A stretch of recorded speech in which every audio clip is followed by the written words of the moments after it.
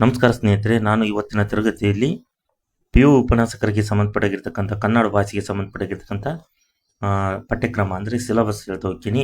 ನೋಡ್ಬೋದು ಇಲ್ಲಿ ಪತ್ರಿಕೆ 1 ಅಂದರೆ ಪೇಪರ್ 1ನಲ್ಲಿ ಕೇಳಾಗಿರ್ತಕ್ಕಂಥ ಪ್ರಮುಖವಾಗಿರ್ತಕ್ಕಂಥ ಸಿಲೆಬಸ್ ಯಾವ ರೀತಿ ಇರುತ್ತೆ ಅನ್ನೋದ್ರ ಬಗ್ಗೆ ನಾನು ಹೇಳ್ತಾ ಹೋಗ್ತೀನಿ. ಫಸ್ಟ್ ನೋಡ್ಬೋದು ಇಲ್ಲಿ ಕನ್ನಡ ಸಾಹಿತ್ಯ ಚರಿತ್ರೆ ಬಗ್ಗೆ ಕೇಳ್ತಾರೆ. ಇಲ್ಲಿ ನೀವು ಎಲ್ಲವೂ ಸಂಪೂರ್ಣವಾಗಿ ಓದಬೇಕಾಗುತ್ತೆ. ಅಲ್ಲಿ ಯಾವ ರೀತಿಯಾಗಿರ್ತಕ್ಕಂಥ ಓದಬೇಕು ಸಬ್ಜೆಕ್ಟ್ಗಳು ಅನ್ನೋದಾದರೆ, ಒಂದನೇದು ಕವಿರಾಜ್ಯ ಮಾರ್ಗ ಪೂರ್ವದ ಕನ್ನಡ ಓದಬೇಕು. ಶಾಸನಗಳಿಂದ ದೊರಕುವ ಕನ್ನಡ ಸಾಹಿತ್ಯದ ಪ್ರಾಚೀನತೆಯ ವಿವರಗಳು ಮತ್ತು ಸ್ವರೂಪವನ್ನು ಏನು ಮಾಡಬೇಕು ಓದಬೇಕಾಗತ್ತೆ. ಅಲ್ಲಿ 1.2 ಅಲ್ಲಿ ರಾಜಾಶ್ರಯ ಧಾರ್ಮಿಕ ಸ್ವರೂಪ ಮತ್ತು ಸಾಹಿತ್ಯಗಳ ಲಕ್ಷಣಗಳ ಬಗ್ಗೆ ಎಲ್ಲಿ ಇದು ಕವಿರಾಜ್ಯ ಮಾರ್ಗದ ಪೂರ್ವದ ಕನ್ನಡದಲ್ಲಿ ಓದಬೇಕಾಗುತ್ತದೆ. ನೆಕ್ಸ್ಟು ಎರಡನೇದು ಹಳೆಗನ್ನಡದ ಕನ್ನಡ ಸಾಹಿತ್ಯದ ಬಗ್ಗೆ. ಅಲ್ಲಿ ಹಳೆಗನ್ನಡ ಸಾಹಿತ್ಯದ ರಾಜಾಶ್ರದ ಪರಿಕಲ್ಪನೆ, ಧಾರ್ಮಿಕ ಸ್ವರೂಪ, ಚಂಪು ಹಾಗೂ ಗದ್ಯದ ಉಗಮ ಹಾಗೂ ಸ್ವರೂಪದ ಬಗ್ಗೆ ಕೂಡ ಓದಬೇಕು. ನೆಕ್ಸ್ಟ್ 2.2 ಸಾಂಪ್ರದಾಯಿಕ ಮಹಾಕಾವ್ಯದ ಸ್ವರೂಪ ಹಾಗೂ ಕನ್ನಡದ ಪುರಾಣ ಮಹಾಕಾವ್ಯಗಳ ಸ್ವರೂಪದ ಸಂಬಂಧಾಂತರಗಳು. ನೆಕ್ಸ್ಟ್ 2.3 ಪುರಾಣ ಹಾಗೂ ಚರಿತ್ರೆಯನ್ನು ಸಮನ್ವಯಗೊಳಿಸಿದ ನೆಲೆ, ವಿಕ್ರಮಾರ್ಜುನ ವಿಜಯ ಹಾಗೂ ಸಾಹಸ ಭೀಮ ವಿಜಯ ಕಾವ್ಯಗಳ ಹಿನ್ನೆಲೆಯನ್ನು ಓದಬೇಕು. ನೆಕ್ಸ್ಟು 2.4 ಜ್ಞಾನ ವಿಷಯಕ ಶಾಸ್ತ್ರ ಗ್ರಂಥಗಳು. 2.5 ಕಾವ್ಯ ಲಕ್ಷಣ, ಛಂದಸ್ಸು, ಜ್ಞಾನ ಸಂಬಂಧ ಮುಂತಾದ ವಿಷಯಗಳ ಕುರಿತು 1ನೇ ನಾಗವರ್ಮ, 2ನೇ ನಾಗವರ್ಮ ಹಾಗೂ ಚಂದ್ರರಾಜರ ಕಥೆಗಳ ಅಧ್ಯಯನ ಬಗ್ಗೆ ಓದಬೇಕಾಗುತ್ತೆ. ನೆಕ್ಸ್ಟು ಥರ್ಡ್ ಏನಪ್ಪ ಅಂದರೆ ಮಧ್ಯಕಾಲೀನ ಕನ್ನಡ ಸಾಹಿತ್ಯದ ಬಗ್ಗೆ. ಅಲ್ಲಿ ಯಾವ್ಯಾವ ಓದಬೇಕು ಅನ್ನೋದಾದರೆ 3.1 ಇಲ್ಲಿ ಭಕ್ತಿ ಸಾಹಿತ್ಯದ ಪ್ರಮುಖ ಲಕ್ಷಣಗಳು, ವಿವಿಧ ಸಮುದಾಯಗಳ ಸಾಮಾಜಿಕ ಹಾಗೂ ಧಾರ್ಮಿಕ ಚಳುವಳಿಗಳು ಮತ್ತು ಭಕ್ತಿ ಸಾಹಿತ್ಯದ ಜೊತೆಗೆ ಇವುಗಳ ಸಂಬಂಧ ಆಗಿರ್ಬೋದು. ವಿಶೇಷವಾಗಿ ದಕ್ಷಿಣ ಭಾರತದ ಭಕ್ತಿ ಚಳುವಳಿಗೆ ಸಂಬಂಧಿಸಿದಂತೆ ಓದಬೇಕು. 3.2 ದೇಶಿ ಛಂದೋ ವೈವಿಧ್ಯತೆಗಳ ಸ್ವರೂಪ ಹಾಗೂ ಲಕ್ಷಣಗಳ ವಿಷಯವಾಗಿ ವಚನ, ರಗಳೆ, ಷಟ್ಪದಿ, ಕೀರ್ತನೆಗಳು, ಸಾಂಗತ್ಯ ಹಾಗೂ ತ್ರಿಪದಿಗಳನ್ನು ಏನಪ್ಪ ಅಂದರೆ ಅನುಲಕ್ಷಿಸಿ. ನೆಕ್ಸ್ಟ್ 3.3 ವಚನ ಚಳವಳಿ ಕಾಯಕ ಜೀವಿಗಳ ಚಳವಳಿಯಾಗಿ ಇದರ ಪ್ರಾಮುಖ್ಯತೆಯ, ಸ್ತ್ರೀ ವಚನಗಾರ್ತಿಯರ ಪ್ರಮುಖ ಸಂವೇದನೆಗಳ ಸ್ವರೂಪ, ದಾಸಿಮಯ್ಯರ ಬಸವ, ಅಲ್ಲಮ ಅಕ್ಮಾದೇವಿ ಇವರ ಅಭಿವ್ಯಕ್ತಿಯಲ್ಲಿ ಕಾಣುವ ಸಾಮಾಜಿಕ ಮತ್ತು ಅನುಭಾವಿಕ ಆಶಯಗಳ ಬಗ್ಗೆ ನೀವು ಸ್ಟಡಿ ಮಾಡಬೇಕಾಗುತ್ತದೆ. 3.4 ಕನ್ನಡ ಮಧ್ಯಕಾಲೀನ ಕಾವ್ಯಗಳಲ್ಲಿ ಪುರಾಣ ಚರಿತ್ರೆಗಳ ಸಂಬಂಧ, ಸ್ವರೂಪ ಆಗಿರ್ಬೋದು, ಭಕ್ತಿಯ ಹಿನ್ನೆಲೆಯಲ್ಲಿ ಇವುಗಳನ್ನು ರಚನೆಯ ಲಕ್ಷಣಗಳು, ಹರಿಹರ, ರಾಘವಾಂಕ, ಕುಮಾರವ್ಯಾಸ, ಅಂಗೀರಸ, ಲಕ್ಷ್ಮೇಶ, ನಂಜುಂಡಕವಿ, ರತ್ನಾಕರಾವರ್ಣಿ ನೆಕ್ಸ್ಟ್ ಇವರ ಕೃತಿಗಳನ್ನು ಏನಪ್ಪ ಅಂದರೆ ಓದಬೇಕು. ನೆಕ್ಸ್ಟ್ 3.5 ಅನ್ನೋದಾದರೆ ಸ್ವರ ರಚನೆಗಳು, ಸೂಫಿ ಸಂತರ ಅಭಿವ್ಯಕ್ತಿಗಳ ಏನಪ್ಪ ಅಂದರೆ ಸಾಂಸ್ಕೃತಿಕ ಪ್ರಾಮುಖ್ಯತೆ, ಈ ಕಾಲದ ಜ್ಞಾನದ ವಿಷಯಕ ಸಂಬಂಧ, ಚಿಂತನೆಗಳು, ವೈದ್ಯಶಾಸ್ತ್ರ, ಅಶ್ವಶಾಸ್ತ್ರ ಮತ್ತು ಸೂಫಾಶಾಸ್ತ್ರಗಳ ಬಗ್ಗೆ. ನೆಕ್ಸ್ಟು ಬರೋದಾದರೆ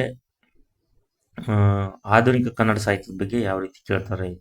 ಇದರಲ್ಲಿ 4.1 ಅನ್ನೋದಾದರೆ ನವೋದಯ ವಾಶಿತ್ವಶಾಹಿ ಆಧುನಿಕತೆಯ ಸ್ವರೂಪ, ರಾಷ್ಟ್ರೀಯತೆಯ ಸ್ವರೂಪ ಆಗಿರ್ಬೋದು. ನೆಕ್ಸ್ಟು 4.2 ಸಾಂಪ್ರದಾಯಿಕ ಮತ್ತು ಆಧುನಿಕ ಇವುಗಳ ಏನಪ್ಪ ಅಂದರೆ ಮುಖಾಮುಖಿ. 4.3 ಹೊಸ ಸಾಹಿತ್ಯ ಪ್ರಕಾರಗಳ ಉಗಮ, ಕಾದಂಬರಿಗಳು, ಭಾವಗೀತೆ, ನಾಟಕ. 4.4 ಪಶ್ಚಿಮದ ರೆವಿಲಿಸಮ್ ಮತ್ತು ಕನ್ನಡ ನವೋದಯ ಸಂಬಂಧಾಂತರಗಳು. 4.5 ಕನ್ನಡದಲ್ಲಿ ನವ ಮಾನವತಾವಾದ ಉಗಮ ಆಗಿರ್ಬೋದು, ಕನ್ನಡದಲ್ಲಿ ಹೊಸದಾಗಿ ರೂಪುಗೊಂಡ ಸಾಮಾಜಿಕ ಮತ್ತು ಅಸ್ತಿತ್ವವಾದಿ ಪರಿಕಲ್ಪನೆಗಳ ಹಿನ್ನೆಲೆ, ಸಾಹಿತ್ಯದ ಸ್ವರೂಪ. 4.7 ಕನ್ನಡ ಮಹತ್ವದ ಸಾಹಿತ್ಯಗಳ ಚಳುವಳಿಗಳು. ಅದರಲ್ಲಿ ನವೋದಯ, ಪ್ರಗತಿಶೀಲ, ನವ್ಯ ಮತ್ತು ದಲಿತ ಬಂಡಾಯ, ಸ್ತ್ರೀವಾದ ಬಗ್ಗೆ, ವಸ್ತು ತಂತ್ರದ ದೃಷ್ಟಿ ಬಗ್ಗೆ. ಓಕೆ, ಇದು ಆಯಿತು.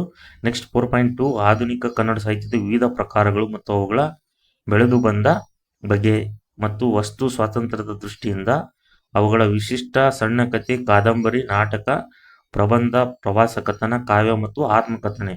ಇಲ್ಲಿ ನೋಡು ಆಧುನಿಕ ಕನ್ನಡ ಸಾಹಿತ್ಯದ ಬಗ್ಗೆ ಅತಿ ಹೆಚ್ಚು ಸಿಲೆಬಸ್ ಕೇಳ್ತಾ ಹೋಗಿದ್ದಾರೆ ಅವರು. ನೆಕ್ಸ್ಟು ಭಾಗ ಬಿ ಅಲ್ಲಿ ಏನು ಕೇಳ್ತಾರೆ ಅನ್ನೋದಾದರೆ ಇಲ್ಲಿ ಕಾವ್ಯ ಮೀಮಾಂಸೆ ಮತ್ತು ಸಾಹಿತ್ಯದ ವಿಮರ್ಶೆ ಬಗ್ಗೆ ಕೇಳ್ತಾರೆ. ನೋಡೋಣ ಯಾವ್ಯಾವ ಕೇಳ್ತಾರೆ ಅಂದರೆ ಇಲ್ಲಿ 4.1 ಕಾವ್ಯ ಕುರಿತು ವಿವರಣೆ ಮತ್ತು ಪರಿಕಲ್ಪನೆಗಳು, ಭಾರತೀಯ ಕಾವ್ಯ ಮೀಮಾಂಸೆಯಲ್ಲಿ ನಡೆದ ಪ್ರಮುಖ ಚರ್ಚೆಗಳು, ಕಾವ್ಯ ಲಕ್ಷಣ, ಪ್ರತಿಭೆ ಮತ್ತು ಇಮ್ಯಾಜಿನೇಷನ್, ಸ್ಫೂರ್ತಿ ಮತ್ತು ಇಮ್ಯಾಜಿನೇಷನ್, ಅಲಂಕಾರ, ಪ್ರಸ್ಥಾನ, ರೀತಿ ಪ್ರಸ್ಥಾನ, ರೀತಿಗೂ ಶೈಲಿ ಇರುವ ಸಂಬಂಧಾಂತರಗಳು, ಧ್ವನಿ ಪ್ರಸ್ಥಾನ, ಧ್ವನಿ ಸೂತ್ರ, ಧ್ವನಿ ಪ್ರಭೇದಗಳು, ರಸ ಸಿದ್ಧಾಂತ, ರಸದ ವ್ಯಾಖ್ಯಾನ, ರಸನಗಳ ಸಂಖ್ಯೆಯ ಚರ್ಚೆ, ಸಹೃದಯ ಮತ್ತು ರಸನಾಭಾವ ಕುರಿತು ವಿವಿಧ ಚರ್ಚೆಗಳು, ರಸ ಕುರಿತು ಕನ್ನಡದ ಆಧುನಿಕ ಚಿಂತನೆ, ಕುವೆಂಪು, ಬೇಂದ್ರೆ, ಪೂತಿ ನರಸಿಂಹಸ್ವಾಮಿ ಆಗಿರ್ಬೋದು, ಮತ್ತು ಪಾಶ್ಚಾತ್ಯ ಕಾವ್ಯ ಮೀಮಾಂಸೆ ಬಗ್ಗೆ ಅಂದರೆ ಪ್ಲೂಟೋನ ರಿಪಬ್ಲಿಕ್ ಆಗಿರ್ಬೋದು, ಅರಿಸ್ಟಾಟಲ್ನ ಕಾವ್ಯ ಮೀಮಾಂಸೆಯ ಸ್ವರೂಪ ಮತ್ತು ಟ್ರಾಜೆಡಿ ಮತ್ತು ಕೆಥ್ಲಾರಿನ್ ಮತ್ತು ಸಬ್ಲೈಮ್ ಕುರಿತು ಚಿಂತನೆ, ಬ್ಲೂಮೋ ಮಾನಸಿಕ ದೂರ 2 ಬಗ್ಗೆ ಓದಬೇಕು. ನೆಕ್ಸ್ಟ್ ಇದರಲ್ಲಿ ಉಳಿದಿರ್ತಕ್ಕಂಥದ್ದು ಆಧುನಿಕ ಸಾಹಿತ್ಯದ ವಿಮರ್ಶೆ, ವಿವಿಧ ಪಂಥಗಳು, ಸ್ವರೂಪ, ರೂಪನಿಷ್ಠೆ, ಐತಿಹಾಸಿಕ, ಮಾರ್ಕ್ಸ್ವಾದಿ, ಸ್ತ್ರೀವಾದಿ, ಆಧುನಿಕೋತ್ತರ ಚಿಂತನೆಗಳು, ಸಾಹಿತ್ಯ ಅಧ್ಯಯನದ ವಿವಿಧ ನೆಲೆಗಳು, ಕಾವ್ಯದಲ್ಲಿ ಲಯ, ಛಂದಸ್ಸು, ರೂಪಕ, ಉಪಮಯ, ಪ್ರತಿಮೆ, ಸಾಹಿತ್ಯ ಮತ್ತು ತತ್ವಶಾಸ್ತ್ರ, ಸಾಹಿತ್ಯ ಮತ್ತು ಮನೋವಿಜ್ಞಾನ, ಸಾಹಿತ್ಯ ಮತ್ತು ಸಮಾಜ ಸಾಹಿತ್ಯ ಮತ್ತು ಭಾಷೆ. ಮತ್ತೆ ನೆಕ್ಸ್ಟ್ ಬರ್ತಕ್ಕಂಥದ್ದು ಪತ್ರಿಕೆ 2 ಅಲ್ಲಿ ವಿಭಾಗ ಎ ನಲ್ಲಿ ಯಾವ ರೀತಿ ಪ್ರಶ್ನೆ ಇದನ್ನು ಸಿಲೆಬಸ್ ಕೇಳ್ತಾ ಹೋಗ್ತಾರೆ ಅನ್ನೋದಾದ್ರೆ, ಇಲ್ಲಿ ಪ್ರಾಚೀನ ಕನ್ನಡ ಸಾಹಿತ್ಯದ ಬಗ್ಗೆ ಕೇಳ್ತಾರೆ. ಅಂದ್ರೆ ಚಂಪು ಫಸ್ಟ್ ಬರೋದು. ಇಲ್ಲಿ ಪಂಪನ ಬಗ್ಗೆ, ಆದಿಪುರಾಣ, 14ನೇ ಅಶ್ವಾಸ, ಭಾರತ ಬಾಹುಬಲಿ ಪ್ರಸಂಗ ಆಗಿರ್ಬೋದು, ರನ್ನ, ಸಾಹಸ ಭೀಮ ವಿಜಯ, 4 ಮತ್ತು 5ನೇ ಅಶ್ವಾಸ ಬಗ್ಗೆ, ದುರ್ಯೋಧನನ ವಿಲಾಪ, ನಾಗವರ್ಮ ಕರ್ನಾಟಕ ಕಾದಂಬರಿ, ಪ್ರಥಮ ಅವತರಣಿಕೆ, ವೃಷಂಪಾಯನ ವೃತ್ತಾಂತ, ಜನನ ಯಶೋಧರ ಚರಿತ್ರೆ ಆಗಿರ್ಬೋದು, ವಸಂತ ವರ್ಣನೆ ಮತ್ತು ಅಮೃತಮತಿಯ ಪ್ರಣಯ ಪ್ರಸಂಗ, ಅಶ್ವಾನ 1 and 2, ಗದ್ಯ ಒಡ್ಡಾರಾಧನೆ, ಶಿವಕೋಟಾಚಾರ್ಯರು, ಭದ್ರಭಾವನ ಭಟ್ಟಾರಕ ಕಥೆ, ಚಾಣಕ್ಯನ ಋಷಿಯ ಕಥೆ ಬಗ್ಗೆ. ನೆಕ್ಸ್ಟ್ ಮಧ್ಯಕಾಲೀನ ಕನ್ನಡ ಸಾಹಿತ್ಯದ 2.1 ನಲ್ಲಿ ವಚನ ಕಮ್ಮಟ, ಸಂಪಾದಕರು ಕೆ. ಮರಳುಸಿದ್ದಪ್ಪ ಮತ್ತು ಕೆ.ಆರ್. ನಾಗರಾಜ್, ಪ್ರಕಾಶಕ ಬೆಂಗಳೂರು ವಿಶ್ವವಿದ್ಯಾಲಯ. ಈ ಪುಸ್ತಕವನ್ನು ತಗೋಬೇಕು, ಪುಸ್ತಕ ಬರೆದಿದ್ದಾರೆ ಅವರು. ಮತ್ತು ರಗಳೆ ಹಂಪೆ, ಹರಿಶ್ಚಂದ್ರ ವಿರಚಿತ ಏನಪ್ಪ ಅಂದ್ರೆ ಉಡಿತಡಿಯ ಮಹಾದೇವರ ರಗಳೆ ಆಗಿರ್ಬೋದು, ಸಂಪಾದಕರು ದೇವಿರಪ್ಪ, ಶ್ರೀ ಶಿವಕುಮಾರ್ ಪ್ರಕಾಶನ, ಬೆಂಗಳೂರು.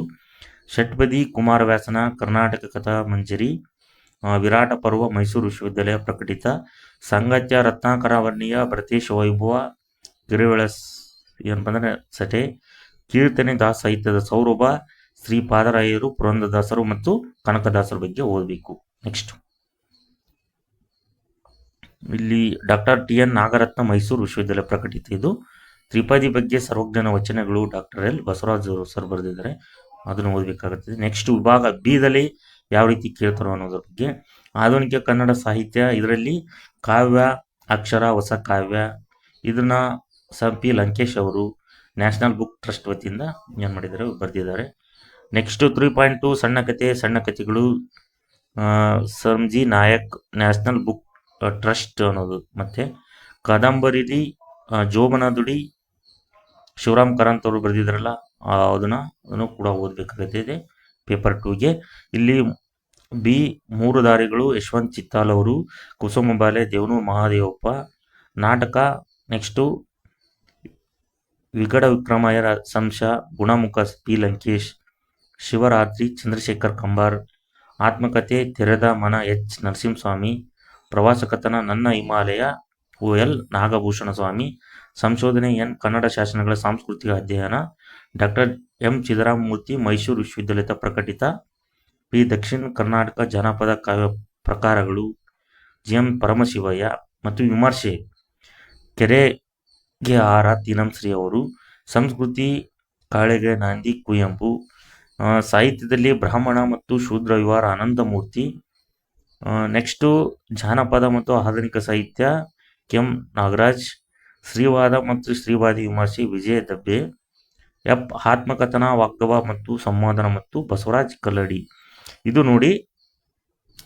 ನೆಕ್ಸ್ಟು ಇದು ಕನ್ನಡ ಸಾಹಿತ್ಯ ಏನಿದೆಯೋ ಭಾಷೆಗೆ ಸಂಬಂಧಪಟ್ಟಿರ್ತಕ್ಕಂಥ ಪಿ.ಯು ಉಪನ್ಯಾಸಕರು. ಈಗ ನೋಡಿ, ಪಿ.ಯು ಉಪನ್ಯಾಸಕರಿಗೆ ನಾವು NCERT ಇಲ್ಲಿ ಬರ್ತಕ್ಕಂಥದ್ದು KTBS ಬುಕ್ ಓದಿದರೆ ಅಷ್ಟೇ ಅಲ್ಲ, ಇವಕ್ಕೆ ಸಬ್ಜೆಕ್ಟ್ ವೈಸು ನೀವು ಪುಸ್ತಕಗಳನ್ನು ತೆಗೆದು ಓದಲೇಬೇಕಾಗ್ತದೆ. ಈಗ ಸಾಹಿತ್ಯ, ಹಳೆಗನ್ನಡ ಸಾಹಿತ್ಯ, ಆಧುನಿಕ ಸಾಹಿತ್ಯ ಏನು ಕೊಟ್ಟಿದ್ದಾರೆ ಇವರು, ಇದರ ಕನ್ನಡ ಸಾಹಿತ್ಯ ಚರಿತ್ರೆ ಬಗ್ಗೆ ಇಲ್ಲಿ ಕೊಟ್ಟಿದ್ದಾರೆ. ಕವಿರಾಜ ಮಾರ್ಗ, ಪೂರ್ವ ಕನ್ನಡ, ಅದಕ್ಕೆ ಸಂಬಂಧಪಟ್ಟಿರ್ತಕ್ಕಂಥ ಪುಸ್ತಕವನ್ನು ಓದಬೇಕು.